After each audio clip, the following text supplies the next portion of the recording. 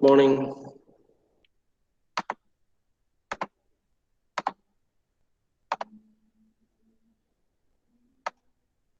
Right. See, join design procedure and complete. Okay. Based on data book, PSC data book, design procedure session. Okay. Right. Very important. Note, including page number, not a page problem. Including page number, details correct note. Very simple topic on bearings and design. Provided you know the page numbers and the steps. That's it. Okay. Right. So before going to the procedure, we'll be looking into this one. That is your uh, types of bearing. So no types of bearing. Sliding contact bearing very important concept. Different is the classification of bearing based on lubrication. Based on lubrication, thick film lubrication or the hydrodynamic lubricated bearing, thin film bearings or boundary lubricated bearing, zero film bearing, and hydrostatic lubricated bearing. Okay. So in two cases, we detail one hydrostatic lubricated bearing. Hydrostatic lubricated bearing. Hydrostatic lubricated bearing. So as I was saying, hydrostatic and another hydro and liquid, right? Static and constant. So using constant pressure, if you're applying lubrication, okay, then such type is called a hydrostatic lubrication system. Okay, lubricated bearing, hydrostatic lubricated bearing. Okay, so the system is something like this. Okay, so you have a bearing and a journal. Okay, inside and journal. So ഒരു bearing അകത്തുള്ള ഷാഫ്റ്റിനാണ് നമ്മൾ journal എന്ന് പറയാം. Okay, shaft തന്നെയാണ് അത്, പക്ഷെ it is called journal. Okay, now so in the in between portion you have a lubricant. Okay, so this is your lubricant. Okay, so now let this be the center of the journal, and let this be the same center of the bearing. Okay, so what happens is in hydrostatic lubrication system, an external pressure is applied. So something like this, an external pressure is applied from different direction, and so that the position is maintained at the center. Okay, so the position of the journal is maintained at the center. Okay, so the pressure is applied, external pressure is applied, and then when it rotates, in the smooth rotation possible central correct central, when there is no metal to metal contact, the metal to metal contact is prevented by the lubricant, and this lubricant is kept as such using an external pressure. Okay, so externally applied pressure on the journal metal to metal contact ഒഴിവാക്കുന്ന ഒരു type of bearing ആണ് നമ്മൾ hydrostatic lubricated bearing എന്ന് പറയും. Okay, now the hydrodynamic lubricated bearing. Okay, അതാണ് രണ്ടാമത്തത്. It is your hydrodynamic lubricated bearing. Okay, lubricated bearing. Okay, so ഈ പേരിൽ തന്നെ ഉണ്ട് the hydrodynamic. Yes, using a liquid. Dynamic, it has something to do with the motion, dynamic, but it is static. So motion കൊണ്ടാണ് ഇവിടെ എന്തോ pressure something form ചെയ്തത്. Okay, so എന്താണ് സംഭവം എന്ന് നമുക്ക് ഡീറ്റെയിൽ ആയിട്ട് നോക്കാം. Okay, so ഈ കാണിക്കുന്ന ഡയഗ്രാം ഞാൻ ഇവിടെ കാണിച്ച വെഡ്ജ് ഫിലിം ജേർണൽ ബെയറിംഗിന്റെ ഈ ഒരു diagram, this diagram you will get it from page number 7.33. ഈ ഡയഗ്രാം അതുപോലെ തന്നെ ഡാറ്റാ ബുക്കിലുണ്ട്. എക്സാം പോയിന്റ് ഓഫ് വ്യൂല് ഡയറക്റ്റ് ആ ഡാറ്റാ ബുക്കിൽ നിന്ന് എടുത്ത് വരച്ചാൽ മാത്രം മതി. Okay, so page number PSG data book. So the PSG data book 7.33, you can find this diagram, a neat diagram with more data. Okay, right. Now hydrodynamic lubricated bearing engane work cheyyunu nokkam. Okay, so basically we'll be explaining the working using these three figures. Okay, these three figures. Okay, and the first part is when it is at rest. Okay, initially rest il undavuna position aanu idu. Then when it starts to rotate, that means at slow speed, and the third one is when it is rotating at a higher speed. Okay, so let us assume, so let us start from the first phase, that is when it is at rest. Okay, so rest il avuna samayathu, now idana idinte center of the bearing. Okay, outer part the center point idana, and And when it is at rest, okay, rotate ചെയ്യുന്നില്ല എങ്കിൽ എന്തായിരിക്കും അതിന്റെ position ഇങ്ങനെ ആയിരിക്കും എന്ന് വെച്ചാൽ there is a metal to metal contact. You can see here there will be a metal to metal contact. Okay, lubricant ഇവിടെ ഉണ്ട്, ലൂബ്രിക്കന്റ് ഒക്കെ മാറിപ്പോകും. ഇവിടെ മെറ്റൽ ടു മെറ്റൽ കോണ്ടാക്ടിൽ അതവിടെ റെസ്റ്റിംഗ് പൊസിഷനിലാണുള്ളത്. And the centre of this journal is different from the centre of this one. Okay, കാരണം രണ്ടൊരു ഡിഫറൻസ് ഉണ്ട്, ചെറിയ ഡിസ്റ്റൻസ് ഉണ്ട്. And that distance is called eccentricity. Okay, select eccentricity, ഒരു eccentric distance അവിടെ കീപ്പ് ചെയ്യുന്നുണ്ട്. Right, now what happens is when it starts to rotate, okay, when it starts to rotate, as you can see from the figure 2, at slow speed, okay, പതുക്കെ rotate ചെയ്ത് തുടങ്ങുമ്പോൾ എന്ത് സംഭവിക്കുന്നത് വെച്ചാൽ when it starts to rotate, when it starts to rotate, when it starts to rotate at slow speed, അത് നടക്കുന്ന ഒരു process എന്ന് പറഞ്ഞാൽ നമുക്കൊന്ന് ഇമാജിൻ ചെയ്താൽ മതി. when it is rotating in anti-clockwise direction, what happens is the journal will climb, okay, will climb the bearing surface അല്ലെ. നോക്കിക്കഴിഞ്ഞാൽ നമ്മൾ പെട്ടെന്ന് റൊട്ടേഷൻ തുടങ്ങി. ഓക്കെ, റൊട്ടേഷൻ തുടങ്ങുമ്പോൾ എന്താ, there is a metal to metal contact. അതുകൊണ്ട് തന്നെ it will start climbing upwards അല്ലെ. ഈ റൊട്ടേഷൻ കൊണ്ട് തന്നെ ഇതിന്റെ മുകളിലേക്ക് കയറാനുള്ള ഒരു ടെൻഡൻസി ഉള്ളൂ. Now what happens here is that, see, initially the metal to metal contact ഇവിടുന്ന് എയിലേക്കുള്ളതായിരുന്നു മെറ്റൽ ടു മെറ്റൽ കോണ്ടാക്ട് അല്ലെ. ഇപ്പൊ അത് മാർക്ക് എന്തായി, മെറ്റൽ ടു മെറ്റൽ കോണ്ടാക്ട് ഇവിടെ ഒ ബി എന്നുള്ള ഒരു ഫോമിലേക്ക് വന്നു. ഓക്കെ, ഈ ഒരു ഡിസ്റ്റൻസിലേക്ക് അതിന്റെ മെറ്റൽ ടു മെറ്റൽ കോണ്ടാക്ട് മാറി. Okay, and thereby it is producing, ഈ രണ്ടൊരു ഇൻസ്റ്റന്റ് നോക്കിക്കഴിഞ്ഞാൽ it is actually producing, so this can be taken as an angle, making an angle, and this angle is called sliding angle of sliding friction. Okay, this angle that is generated here is called angle of theta, is your angle of sliding friction. It's called the angle of sliding friction. Right. Now, so when it starts to rotate, just climbing സംഭവിക്കും. അതിനുശേഷം what happens is a thin film of lubrication will start form in between this one. Okay, ഒരു speed ചെറുതായി കൂട്ടി വരുമ്പോൾ ഒരു contact മാറി ഒരു പോയിന്റിലേക്ക് വന്നു. അതുപോലെ and because of this, a thin film of lubricant will escape in between this gap load. ചെറിയൊരു film of lubrication will start flowing. Okay, and thereby that results in a very very thin film lubrication at this point. Okay, now so this finally it results in a thin film lubrication, like a thin film lubrication forms it, lubrication in between. Okay, now when it starts to rotate at a higher speed, you can see when it starts to rotate at a higher speed, you can see rotating സമയത്ത് now this position moves to somewhere here and a thin contact പോയി ഒരു thin film lubrication ഇവിടെ ഉണ്ട്. നോക്കിക്കഴിഞ്ഞാൽ see the lubricant has a tendency to flow here അല്ലെ. അത് rotate ചെയ്യുന്നതനുസരിച്ച് lubricant flowing സംഭവിക്കും ഇതുപോലെ. Now it is actually forming a wedge shape. Okay, നോക്കിക്കഴിഞ്ഞാൽ ഒരു ഹൈ എൻഡ് ആണ്, അവിടുത്തെ ഒരു വെഡ്ജ് ഫോർമേഷൻ സംഭവിക്കും അല്ലെ. ഒരു wedge formation, right, wedge formation happens. Okay, now and this is flowing, and fluid flow നടക്കുന്നുണ്ട്. Okay, now fluid flow നടക്കുന്നത് നോക്കിക്കഴിഞ്ഞാൽ see the area here is higher. Okay, it is having a higher area, and ഈ ഒരു ചെറിയ point നോക്കിയാൽ area is lower. Okay, now by continuity principle നമുക്ക് നോക്കിക്കഴിഞ്ഞാൽ ഇവിടെ വെലോസിറ്റി അതുകൊണ്ട് തന്നെ ഏരിയ കുറവായതുകൊണ്ട് ടു കണ്ടിന്യൂറ്റി പ്രിൻസിപ്പിൾ സാറ്റിസ്ഫൈ ചെയ്യാൻ വേണ്ടിയിട്ട് velocity at this point will increase അല്ലെ. ഈ ഒരു പോയിന്റിലെ velocity will increase, velocity at that constructed region will increase. Now when the velocity increases, what happens is there will be a pressure drop. Right?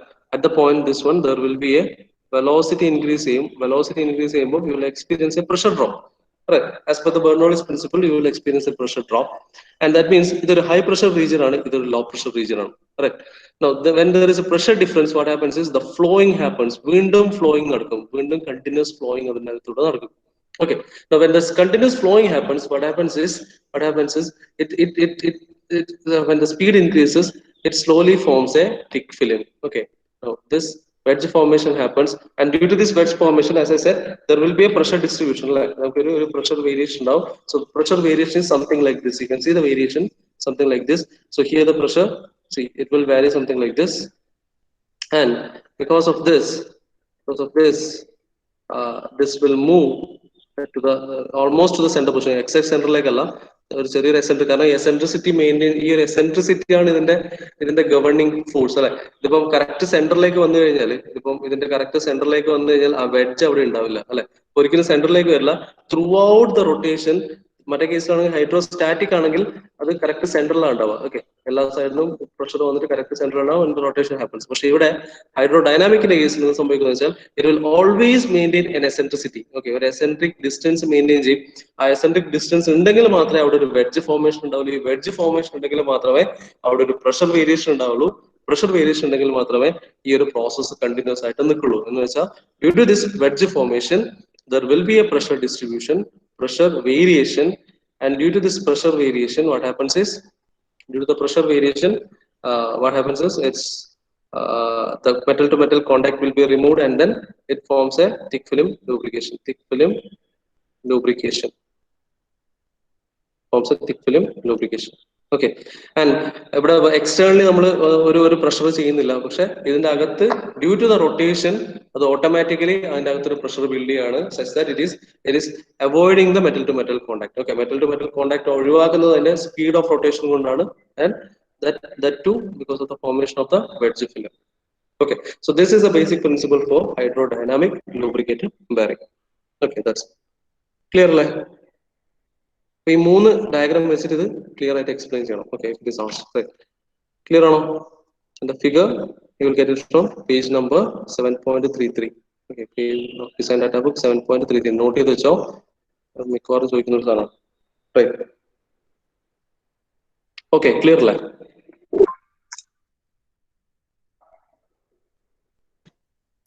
അല്ലേ? Others? Yes. Yes, right. Okay, so ഇത് ചിലപ്പോൾ പഠിച്ചതായിരിക്കും already. Still,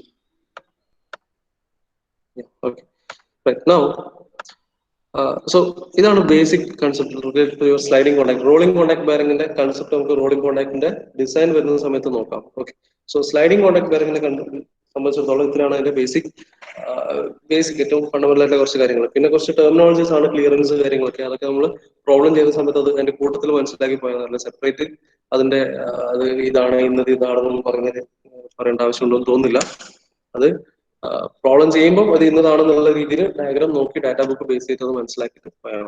okay, so we'll start with the design procedure for a sliding contact bearing. So standard design procedure ഇത് note ചെയ്യണം, correct ആയിട്ട് note ചെയ്യണം. ഇവിടെ static ബെയറിംഗിന്റെ കേസിൽ നമുക്ക് രണ്ട് ടൈപ്പ് പ്രോബ്ലംസ് വരുന്നു. Okay, sliding contact bearing. Okay, sliding കോൺടാക്ടില് ഒരു 2 ടൈപ്പ് പ്രോബ്ലംസ് ആണുള്ളത്. ഓക്കെ, രണ്ടും ഡാറ്റ ബുക്ക് ബേസ് ചെയ്തിട്ടാണ്. 2 ടൈപ്പ് പ്രോബ്ലംസേ ഉള്ളൂ. ആ രണ്ടും ക്ലിയർ ആയി കഴിഞ്ഞാൽ അതിൽ എങ്ങനെ ചോദിച്ചാലും ചെയ്യാൻ പറ്റും. ഒന്നിക്കൽ ഡിസൈൻ സ്ലൈഡിംഗ് കോൺടാക്ട് ബെയറിംഗ് എന്നുള്ളതായിരിക്കും, അത് ഫുള്ളായിട്ട് ചെയ്യാം. അതിന്റെ പ്രൊസീജിയർ ആണ് ഈ പറയാൻ പോകുന്നത്. പിന്നെ അതല്ലെങ്കിൽ അടുത്തൊരു ട്വിസ്റ്റഡ് ടൈപ്പ് ഉണ്ട്. ട്വിസ്റ്റഡ് എന്ന് പറഞ്ഞാൽ എനിവേ അതും ഡാറ്റ ബുക്ക് ബേസ് ചെയ്തിട്ടാണ്. ഈ 2 ടൈപ്പ് പ്രോബ്ലം മാത്രമേ ഇത് ചോദിക്കുള്ളൂ, അത് ക്ലിയർ ആക്കിയാൽ മതി. Okay, so we'll start with the basic design procedure. Okay, so please make a note of the points. Okay, so the first step is to design procedure. Your first step is to calculate the diameter of the journal. Okay, first step, calculate the diameter of the journal. Diameter of journal, small d, from the power, torque and stress relationship. From the power, torque and stress relationship.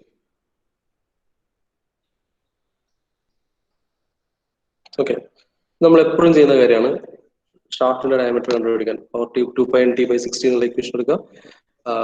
അതേപോലെ torque is 5/16 taught d³ എന്നുള്ള equation എടുക്കുക, equate ചെയ്യുക, find the value of d. That's it. Okay, then standardize the diameter. Okay, അത് പറഞ്ഞിട്ടില്ലെങ്കിലും ചെയ്യേണ്ടതാണ്. Standardize the diameter. Okay, Now, the second step, see, actually, ഇവിടെ നമ്മൾ ചെയ്യുന്നത് എന്തൊക്കെയാണ്, നമുക്ക് മെയിൻ ആയിട്ട് ചെയ്യേണ്ട കാര്യങ്ങൾ ഇത്രേ വരുന്നുള്ളൂ. ഇതാണ് ഒരു journal bearing.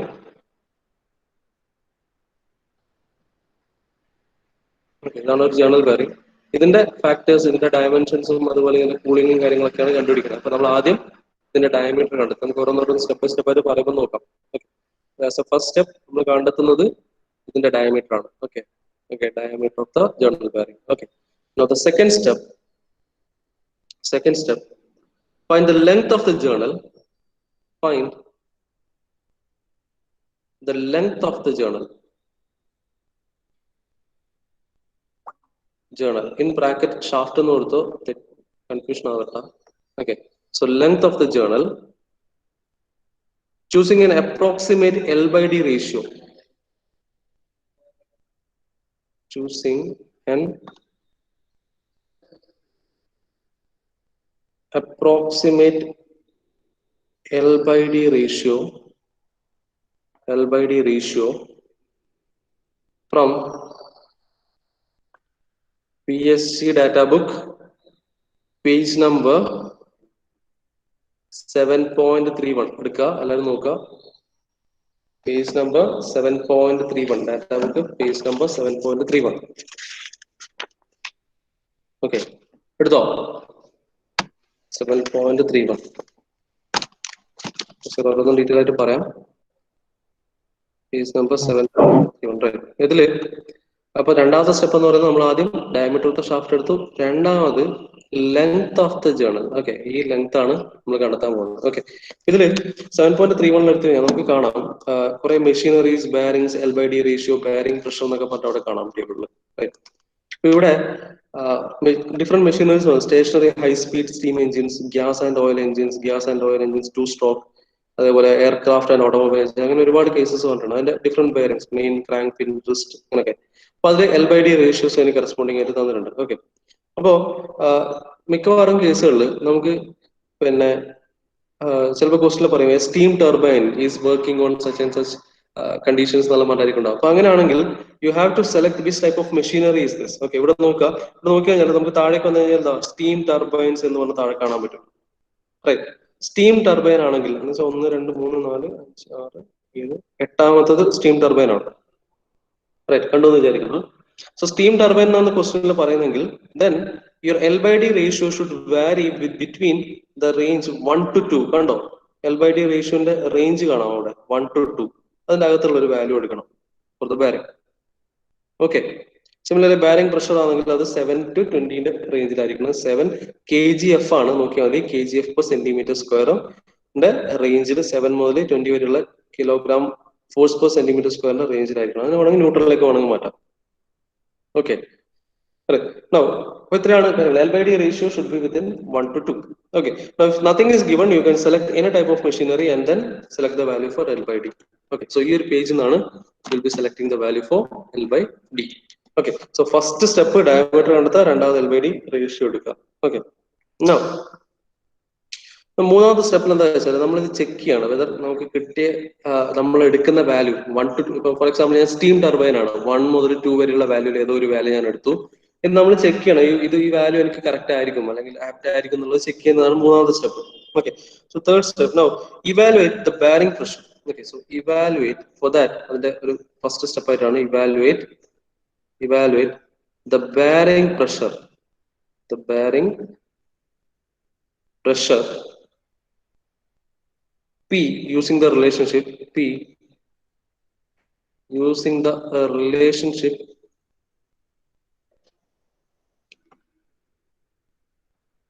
is equal to load by L into D. Okay, and this is length into the diameter. Okay, so where W is your applied load. Okay, ഇതിൽ apply load ആണ്. Okay, applied load. Okay, applied load and L into D എന്ന് വെച്ചാൽ ഇവിടെ നമ്മൾ എന്ത് ചെയ്യുന്ന വെച്ചാൽ ഇതിന്റെ പ്രൊജക്റ്റഡ് ഏരിയ ആണ് എടുക്കുന്നത്. ഓക്കെ, ഇത് പ്രഷർ ഇവിടെ ഇതിന്റെ സർഫസ് അല്ലെങ്കിൽ ബോട്ടത്തിൽ വരുന്ന പ്രഷറാണ് എടുക്കുന്നത്. ഓക്കെ, അതെന്ന് വെച്ചാൽ അതിന് വേണ്ടി നമ്മൾ ഇതിന്റെ പ്രൊജക്റ്റഡ് ഏരിയ എന്ന് പറഞ്ഞാൽ ഒരു റെക്ടാങ്കുലർ ഏരിയ ആണ് അല്ലെ. പ്രൊജക്ട് ചെയ്യുകയാണെങ്കിൽ ഇതിന്റെ ഫോർ എക്സാമ്പിൾ പ്രൊജക്റ്റഡ് ഏരിയ എന്ന് പറഞ്ഞാൽ ഒരു സിലിണ്ടർ ആണെങ്കിൽ നമ്മൾ സിലിണ്ടറിന്റെ ഒരു പോർഷനിൽ വെച്ച് നമ്മൾ ഒരു ലൈറ്റ് അടിച്ചു കഴിഞ്ഞാൽ നമുക്ക് എന്റെ കാണുന്ന നിഴലാണ് എന്റെ പ്രൊജക്റ്റഡ് ഏരിയ അല്ലെ. അപ്പൊ ഒരു സിലിണ്ടർ ആണെങ്കിൽ അതിന്റെ പ്രൊജക്റ്റഡ് ഏരിയ പറഞ്ഞാൽ റെക്ടാംഗിൾ ആയിരിക്കും. Okay, and area is L into T അല്ലെ, ലെങ്ത് ഇൻറ്റു ഈ ഡയമീറ്റർ ആയിരിക്കും അതിന്റെ ടോട്ടൽ ഏരിയ, റൈറ്റ്. സോ അതാണ് ഇവിടെ എടുത്തത്. Your pressure is equal to W by L into D. So evaluate the bearing pressure P using the relationship P is equal to W by L into D. Okay. Now, then, എന്തുവാണെന്ന് വെച്ചാല് and check this pressure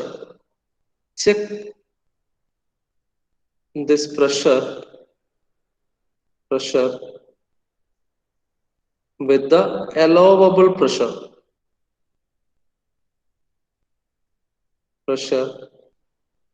given in page number 7.31 PSG. Okay. So എന്ത് ചെയ്യാന്ന് വെച്ചാല് ഇപ്പൊ നമുക്കിപ്പോ നമുക്ക് L/D ratio എടുത്തു, എല്ലാം കിട്ടി, ഡിയും കിട്ടി, ലോഡ് തന്നിട്ടുണ്ടാവും, പ്രഷർ കണ്ടെത്തുക.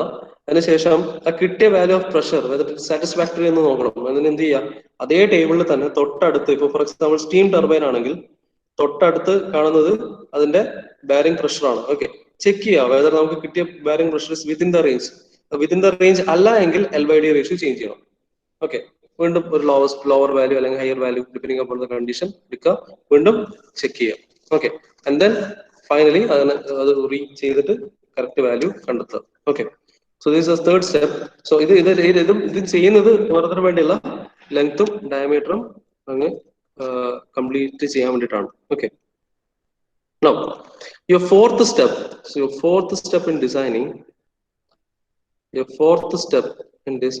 is assume the operating temperature. Okay, assume an operating temperature if not given. Operating temperature തന്നില്ലെങ്കിൽ assume ചെയ്യാം. And normally it is assumed within the range 60 degree to 90 degree Celsius. Okay, ഈ റേഞ്ചിലാണ് assume ചെയ്യാറ്. Okay, you can assume an operating temperature. Running ടൈമിൽ ഉണ്ടാകുന്ന temperature എന്ന് വെച്ചാൽ ബാരിംഗിൽ ഇതിപ്പോ റൊട്ടേറ്റ് ചെയ്യുന്ന സമയത്ത് ബാരിംഗിന്റെ അല്ലെങ്കിൽ ലൂബ്രിക്കന്റെ ആ ഒരു പോർഷനിൽ വരുന്ന ടെമ്പറേച്ചർ എത്ര, മാക്സിമം 60 to 90 ഡിഗ്രി സെൽഷ്യസ് ആണ് വരിക. So you can take any value in between that. Okay, if not given, തന്നിട്ടുണ്ടെങ്കിൽ ആ വാല്യൂ എടുക്കാം. Okay, now fifth step is to choose the diametrical clearance. Okay, choose the diametrical clearance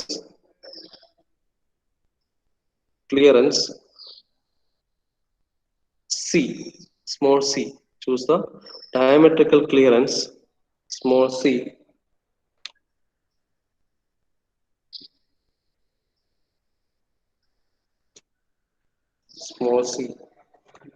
from page number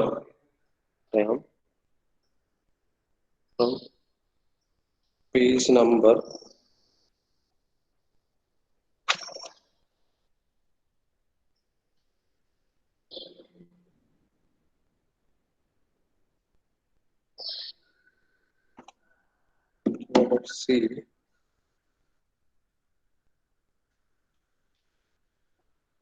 from page number 7.32.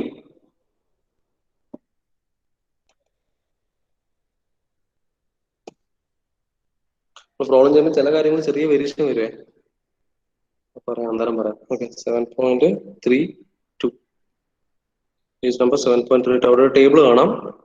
From the table select the choose the value for C. Now the sixth step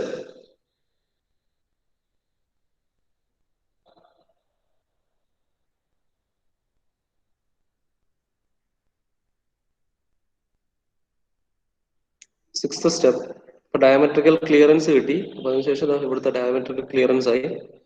Okay, now next step is to select the value of bearing characteristic number. Select. അപ്പൊ അതിന് ചെയ്യുന്നത് വെച്ചാല് ഇവിടെ നമ്മളിപ്പോ ഇത്രയും കാര്യങ്ങൾ ചെയ്തേ. ഒന്ന് ഡയമീറ്റർ പിന്നെ ജേർണൽ കണ്ടെത്തി, ലെങ്ത് കണ്ടെത്തി, അതുപോലെ ലെങ്ത് പ്രഷർ വെച്ചിട്ട് ചെക്ക് ചെയ്തിട്ട് ലെങ്ത് നമ്മൾ ഫിക്സ് ചെയ്ത് വെച്ചു. പിന്നെ ഇതിന്റെ ഓപ്പറേറ്റിംഗ് ടെമ്പറേച്ചർ നമ്മൾ അസ്യൂം ചെയ്ത് വെച്ചു. അതുപോലെ ഇതിന്റെ ഡയമീറ്ററിക്ക് ക്ലിയറൻസും കിട്ടി. എത്ര ക്ലിയറൻസ് ഉണ്ടാവും എന്നുള്ള കാര്യങ്ങളൊന്നും കിട്ടി. ഇനി ഇനി അടുത്തൊരു കാര്യം എന്ന് വെച്ചാൽ നമുക്ക് ഇതിന്റെ അകത്ത് ഏത് ലൂബ്രിക്കന്റ് യൂസ് ചെയ്യുന്നുള്ളതാണ്. ഓക്കെ, അടുത്ത ഇത് കംപ്ലീറ്റ് ആണെങ്കിൽ എന്ത് ലൂബ്രിക്കന്റ് വേണമെന്നുള്ളതാണ് അല്ലെ. സോ ലൂബ്രിക്കന്റ് കണ്ടെത്തേണ്ട ഒരു സ്റ്റെപ്പാണിത്. ലൂബ്രിക്കന്റ് കണ്ടെത്താൻ so as a precursor to find this lubricant എന്ത് ചെയ്യാം, select the value for bearing characteristic number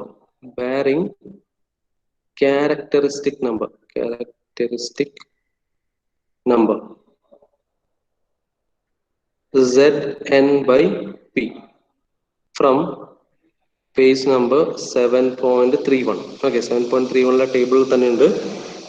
From that find the value for Zn by P, and from the parameters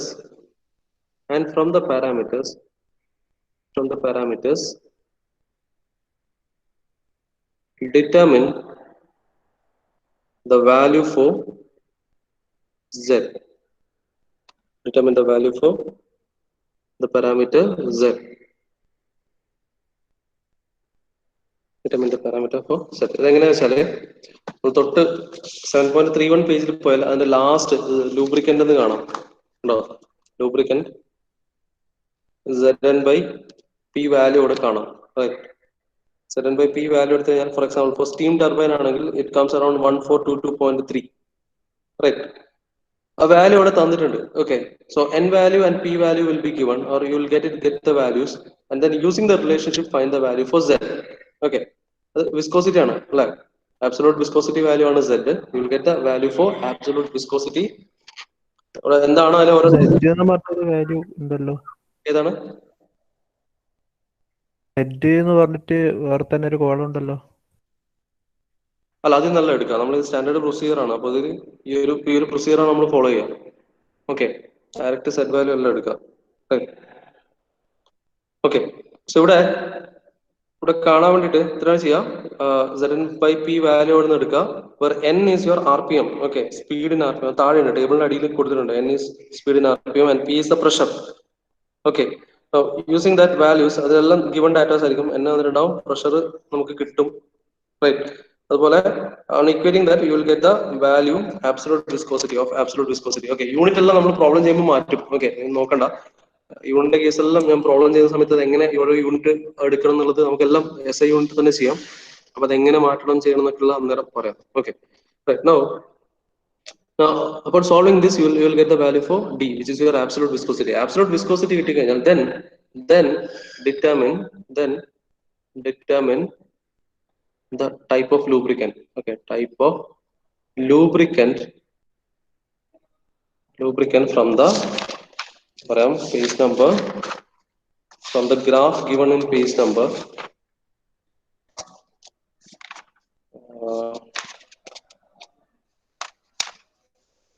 page number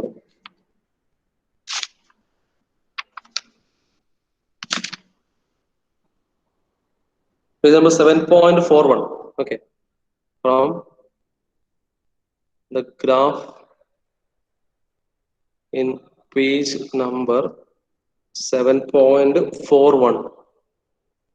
7.41. കണ്ടോ, absolute viscosity versus temperature graph കാണാം അവിടെ. കണ്ടോ, X ആക്സിസിൽ ടെമ്പറേച്ചറും absolute viscosity in centipoise Y ആക്സിസിലും. Right, now അവിടെ temperature എന്ന് പറയുന്നത് ഓപ്പറേറ്റിംഗ് ടെമ്പറേച്ചർ ആണ്. അത് നമ്മൾ ഇനീഷ്യലി അസ്യൂം ചെയ്യാണ് ചെയ്യുന്നത്. ഫോർ എക്സാമ്പിൾ 60 ആണെങ്കിൽ 60, 70 ആണെങ്കിൽ 70, and then absolute viscosity values നമുക്ക് അവിടെ ലെഫ്റ്റ് സൈഡിൽ കാണാം. അതിന് അതിനെ അങ്ങ് എക്സ്റ്റെൻഡ് ചെയ്യുകയാണെങ്കിൽ that means at somewhere in the inclined line, അവിടെ ഒരു inclined line കാണാം. ആ inclined lines ഒക്കെ SAE വാല്യൂ ആണ്, ലൂബ്രിക്കന്റിന്റെ SAE വാല്യൂ ആണ്. അത് എക്സ്റ്റെൻഡ് ചെയ്ത് കഴിഞ്ഞാൽ that means at one of these lines, for example SAE 10 ആണെങ്കിൽ SAE 10. Okay, so whatever it is, if you extend that one, that means at some point, and that will give you the type of lubricant. SAE value വെച്ചിട്ട് നമുക്ക് lubricant define ചെയ്യാം. Okay, so this solve there you will get the type of lubricant. Right, now the next step നമുക്ക് problem ചെയ്യുമ്പോൾ clear ആവും. Values വെച്ചിട്ട് തന്നെ ചെയ്യുന്ന സമയത്ത് ഓരോ സ്റ്റെപ്പും ക്ലിയർ ആവും. Okay, now the seventh step is to calculate the coefficient of friction. Calculate the coefficient of friction mu. Okay, using any approximate relation, കുറച്ച് number of equations ഉണ്ട്, Soderberg equation, അങ്ങനെ കുറച്ച് equations ഉണ്ട്. അത് പിന്നെ depending upon the case നമുക്ക് എടുക്കാം, അത് സോൾവ് ചെയ്യാം, mu വാല്യൂ നമുക്ക് കണ്ടെത്താം. അല്ലെങ്കിൽ മെക്കീസ് ഇക്വേഷൻ അവിടെ ഉണ്ട്. ഓക്കെ, അത് പേജ് നമ്പർ 7.34 റെഫർ ചെയ്താൽ മതി. Page number 7.34. Okay, mu value കണ്ടെത്താൻ രണ്ട് ഇക്വേഷൻ അവിടെ കാണാം. സോൾവ് ചെയ്ത് കഴിഞ്ഞാൽ you will get the value for mu. Okay, ബാക്കി എല്ലാ വാല്യൂസും തന്നിട്ടുണ്ട്. Directly substitute ചെയ്താൽ you will get the value for mu. That's it. Okay, now next step is to determine your eighth step is to determine the heat generated and heat dissipated. The heat generated Hg and heat dissipated D. Okay, right. Heat generated and heat dissipated ഒക്കെ കാണാൻ വേണ്ടിയിട്ട് you have standard equations. അത് എല്ലാം data ബുക്കിന്റെ എല്ലാം നമ്മൾ ചില equations വേറെ സ്റ്റാൻഡേർഡ് ഇക്വേഷൻ എടുക്കും. അന്നേരം പ്രോബ്ലത്തിന്റെ കൂടെ പറയാം. ഇവിടെ ഇപ്പം നിങ്ങൾ നോക്കിക്കഴിഞ്ഞാൽ 7.34 പേജിൽ ഏറ്റവും താഴെ നോക്കിയാൽ ഹീറ്റ് ജനറേറ്ററിന്റെ ഒരു ഇക്വേഷൻ കാണാം, ഹീറ്റ് ഡെസിപ്പേറ്ററിന്റെ ഒരു ഇക്വേഷൻ കാണാം. പക്ഷെ heat generated okay, so page number 7.34 എടുത്തു കഴിഞ്ഞാൽ ഹീറ്റ് ജനറേറ്ററിന്റെ ഇക്വേഷൻ വിൽ ബി യൂസിങ്. പക്ഷെ heat dissipated I will give you a different equation. Okay, അത് പ്രോബ്ലം ചെയ്ത സമയത്ത് തരാം to find the heat dissipation. Okay. Okay, so that's it. And then last step is to okay, ninth step. Okay, it is to, if the heat generated is more than the dissipated heat, if heat generated is more than the heat dissipated, എന്ന് വെച്ചാൽ കൂടുതൽ heat ആണ് generate ചെയ്യുന്നത്, അത്രയും dissipate ചെയ്യാൻ പറ്റുന്നില്ല എങ്കിൽ, okay, if your heat generated is greater than heat dissipated, then provide artificial cooling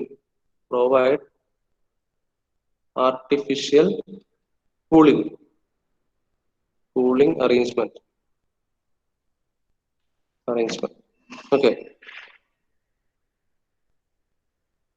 Okay, so that's it. ഇത്രയും കാര്യങ്ങളാണ് ചെയ്യാനുള്ളത്. ഓക്കെ, സോ ഇത്രയും സ്റ്റെപ്സ് ഉണ്ട്. പറയാം, നമുക്ക് ഇൻ ഷോർട്ട് നമ്മൾ പറയുകയാണെങ്കിൽ ഇത്രയേ ഉള്ളൂ. ഓർത്തിരിക്കാൻ എന്ത് വേണമെന്ന് വെച്ചാൽ ഇന്നത്തെ പ്രൊസീജിയർ മനസ്സിലാക്കാൻ നോക്കിയാൽ മതി. You have A journal bearing something like this. Okay,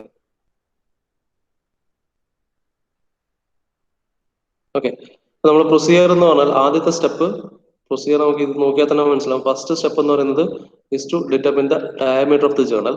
രണ്ടാമത്തെ step is to determine the length of the journal. Diameter കണ്ടെത്തി, ലെങ്ത് കണ്ടെത്തി. പിന്നെ നമ്മൾ ചെക്ക് ചെയ്യാണ് കിട്ടിയ ലെങ്ത് കറക്റ്റ് ആണോ. അതിന് വേണ്ടിയിട്ടാണ് നമ്മൾ പ്രഷർ കണ്ടെത്തുന്നത്. പ്രഷർ വാല്യൂ നോക്കും, അത് വിത്തിൻ ദ റേഞ്ച് ആണ് വരുന്നെങ്കിൽ ഓക്കെ, എൽ ഓക്കെ ആണ്, സാറ്റിസ്ഫാക്ടറി ആണ്, നമുക്ക് അത് വെച്ചിട്ട് പോവാം. ഓക്കെ, പിന്നെ ലെങ്ത്തും കൂടെ കിട്ടിക്കഴിഞ്ഞാൽ നെക്സ്റ്റ് സ്റ്റെപ്പ് എന്ന് പറയുന്നത് is to determine the diametrical clearance. Okay, diametrical clearance, ഈ ക്ലിയറൻസ് എത്രയാന്നുള്ളതാണ് അടുത്ത കാണാം. ഓക്കെ, അതും ഇങ്ങനെയല്ല, വേറൊരു മെത്തേഡ് കൂടി ഉണ്ട്, അത് നമുക്ക് പ്രോബ്ലം ചെയ്യുന്ന സമയത്ത് അപ്പോൾ അതിന്റെ കൂട്ടത്തിൽ ഞാൻ പറയാം.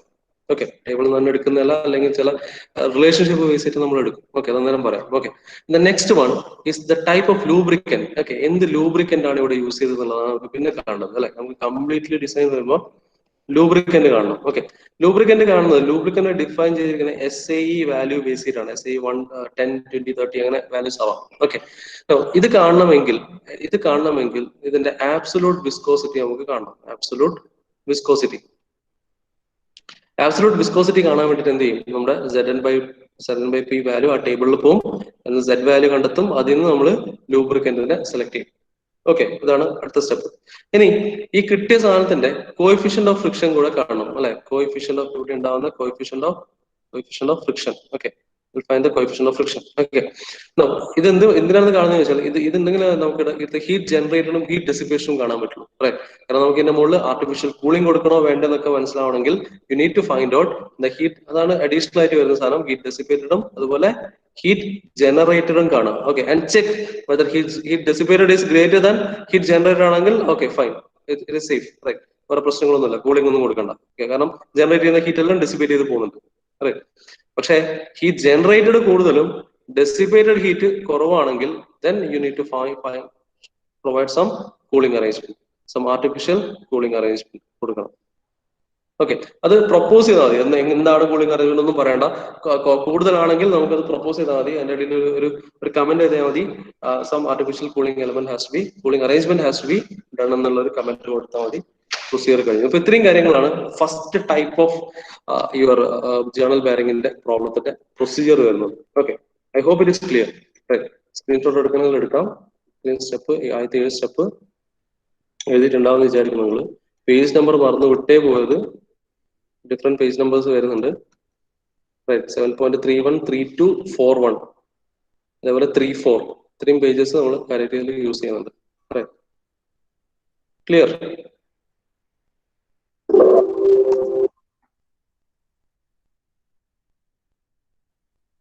ക്ലിയർ അല്ലേ?